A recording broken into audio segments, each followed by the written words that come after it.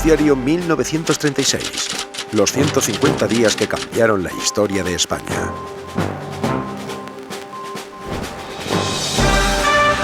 Noticiario independiente de la tarde. Desde nuestros estudios de la calle Antonio Maura de Madrid.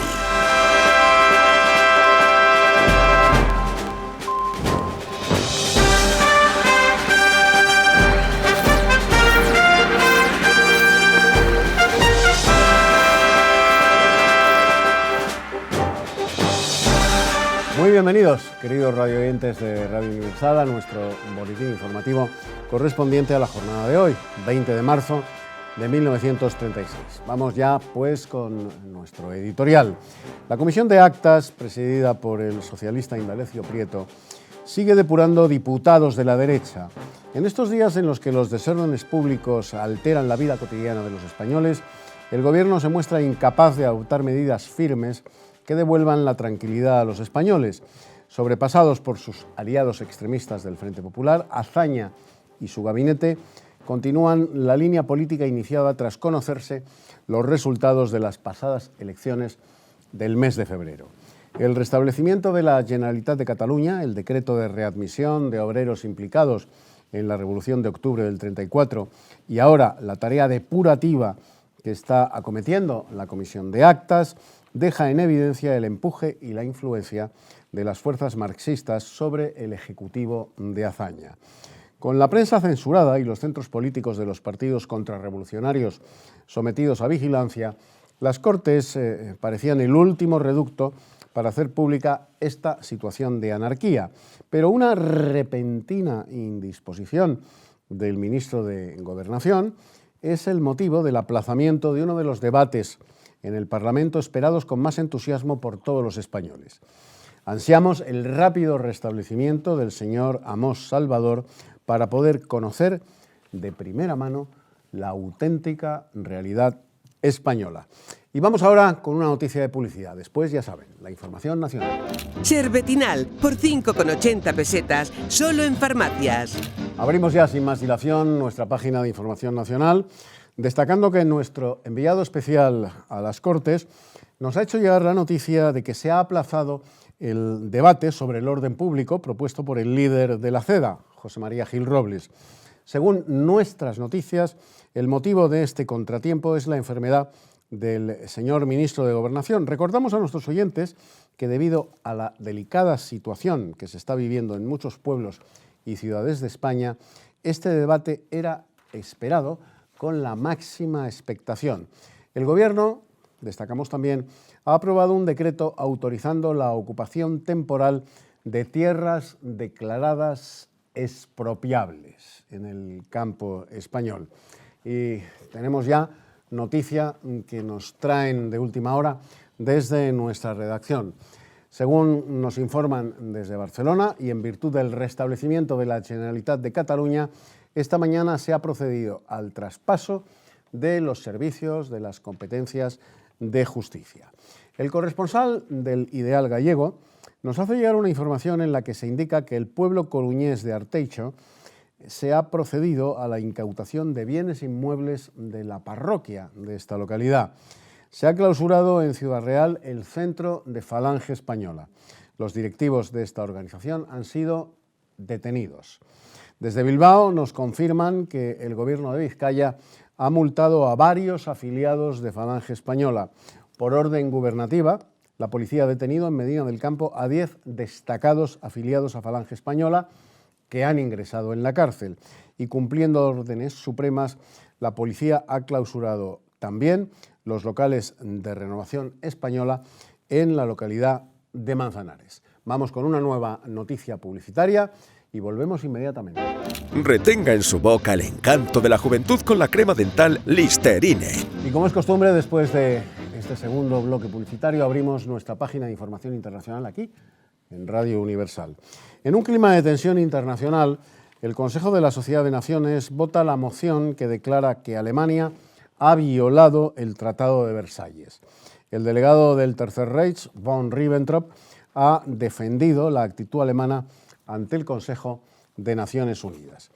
En la cápite de información de actualidad, hemos de destacar que el tenor Miguel Fleta ha sido designado profesor de declamación lírica del Conservatorio Nacional de Madrid. Desde aquí damos a este gran tenor, a Miguel Fleta, nuestra más cordial enhorabuena por tan distinguido nombramiento. Y en cuanto a la información deportiva, nos acercan siempre la última hora desde la redacción de Radio Universal. El Athletic de Bilbao continúa en cabeza del campeonato de Liga en Primera División. El Celta de Vigo empató ayer en Murcia y acaba de disputarse el partido de Copa de España entre el Nacional y el Sporting de Gijón en el campo del Parral. El match ha resultado muy competitivo y ha terminado con el triunfo de los locales por 3-2. Y bueno, hasta aquí hemos llegado en cuanto a la información se refiere y nos vamos a despedir, como siempre, con una sintonía musical de nuestra selección que esperamos les sea tan grata como a nosotros.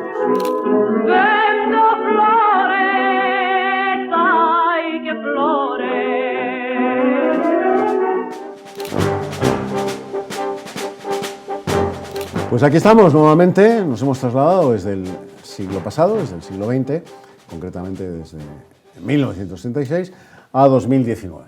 20 de marzo de 2019, les hemos dado cuenta de lo que sucedió el 20 de marzo de 1936.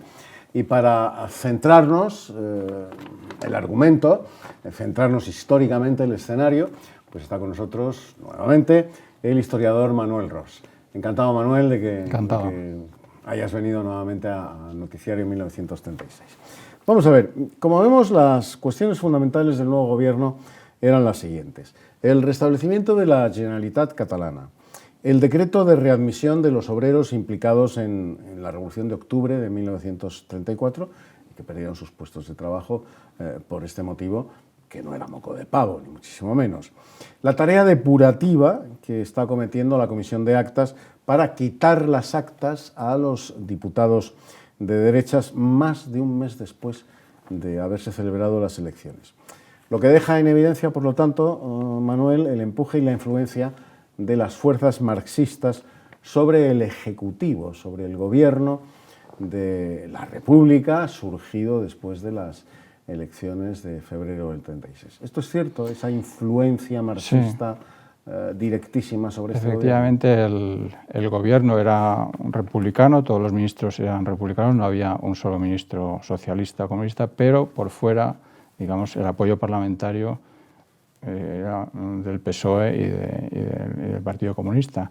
Y además, en el Frente Popular, el pacto del Frente Popular, el programa, figuraba todo esto: restablecimiento del Estatuto de Cataluña, readmisión de los obreros expulsados de echados de su puesto de trabajo a consecuencia de la revolución.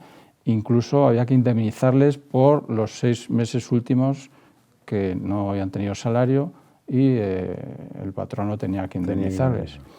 Y el tema también de las actas, aunque había casi un empate, había habido un empate en el número de votos en las elecciones de febrero, digamos, el Frente Popular quiso asegurar esa mayoría e incluso llegó a publicar en algún periódico, en Indalecio Prieto, que vamos a por los 300 nosotros esta vez, no la ciudad. Nosotros vamos a ser el Frente Popular el que llegue a 300. ¿Cómo lo hicieron? Pues a base de falsear actas y anular, por ejemplo, en Granada o en Cuenca las elecciones, repetirlas de manera también fraudulenta. Por dar un dato, creo que es el 60% de las 470 actas de diputados, el 60% fueron discutidas por una u otra razón, como con irregularidades, con a veces en pueblos que votaba más gente de los que estaban censados, en fin, que quedó muy lejos de ser unas elecciones limpias y transparentes, ¿no? El gobierno, Manuel, el gobierno ha aprobado un decreto autorizando la ocupación temporal de tierras declaradas expropiables. ¿Esto era la reforma agraria o la revolución agraria, la revolución social en el campo? Sobre todo si tenemos en cuenta la velocidad para dar cada paso y legalizar, las cosas como son, la ocupación de tierras sin garantías para los propietarios de las mismas, ¿no? Claro, siempre se habían quejado los jornaleros, que eran, digamos, los principales beneficiarios de la reforma agraria, que ya desde el año 32 las cosas iban muy lentas, ¿no? El número de asentamientos que se producían, pues el proceso era muy lento. El Frente Popular, y digamos, como consecuencia de la victoria del Frente Popular, las masas en los pueblos campesinos dicen: este es nuestro momento, vamos por fin a ocupar por las bravas. Han llegado los míos a cambiar la tortilla, etcétera. Vamos a ocupar las fincas que siempre hemos deseado, ¿no? Entonces, lo que hace el gobierno es tratar de darle un viso de legalidad a esas medidas absolutamente ilegales que se habían producido, porque de no hacerlo así, pues tenía el riesgo de que se acentuara la violencia, etcétera. Digamos, una especie de medida temporal, en tanto en cuanto no se aplican con más velocidad. Y en la prensa censurada y todo, pues aparecen nuevamente unos 200, 250 asentamientos diarios en Toledo, por ejemplo, o en Extremadura. Andalucía todavía no se había empezado a aplicar la reforma agraria, y precisamente es donde se producen la mayor cantidad de ocupaciones por esa impaciencia, ¿no? Porque no acaba de llegar el momento. Y el gobierno mirando para otro lado. Claro, era una manera un poco de legalizar algo que era absolutamente ilegal, pero bueno, una especie de respaldo temporal, algo pues incorrecto. Bueno, hemos contado hoy, Manuel, que el corresponsal del Ideal Gallego nos ha hecho llegar la noticia al noticiario 1936, en marzo de 1936, evidentemente, la información en la que se nos indicaba que en el pueblo coruñés de Arteixo, pues se ha procedido a la incautación de bienes inmuebles de la parroquia de Arteixo. Comenzaba una campaña de anticlericalismo, una nueva desamortización de bienes religiosos como la del siglo XIX. Efectivamente, esta medida en concreto, y luego se dieron otras, creo recordar, en La Coruña y en algunos otros sitios, respondía muchas veces a la necesidad de tener un local, por ejemplo la Casa del Pueblo, etcétera, del Partido Socialista o los comunistas, y como digo, aprovechando un poco estas semanas de confusión después de las elecciones, pues igual que se ocuparon fincas, se ocuparon locales de órdenes religiosas, conventos, y se transformaron en una especie de preludio a lo que sería natural después, durante la Guerra Civil, una especie de colectivización. Esto a pequeña escala, solo puntualmente, y en algunos sitios pues, se transformaron conventos o escuelas en casas del pueblo, por ejemplo, ¿no? ¿Y esto fue constante durante...? Sí, una especie de gota a gota en la primavera-verano del 36. Sí. Han aumentado, hablábamos el otro día y se nos quedó un poco en el tintero, la detención de José Antonio Primo de Rivera, el jefe nacional de Falange Española, y aumentan las detenciones de falangistas y se ha producido el cierre simultáneamente de los locales de Renovación Española. El objetivo del Frente Popular es claro, ¿no? Al detener y encarcelar a José Antonio Primo de Rivera y aumentar las detenciones de los militantes de Falange Española e ir también contra los de Renovación Española y sus locales, sus sedes sociales de los partidos políticos, tanto de Falange como de Renovación Española. Sí, efectivamente, la maniobra desde el poder era intentar acallar como fuera y legalizar a Falange, cerrar los locales de Renovación, acallar a los oponentes políticos, ¿no? Y encima había una censura brutal en la prensa. O sea, es muy sorprendente. Hoy vas a una hemeroteca y ves espacios en blanco en artículos, sí, o renglones y renglones, censura.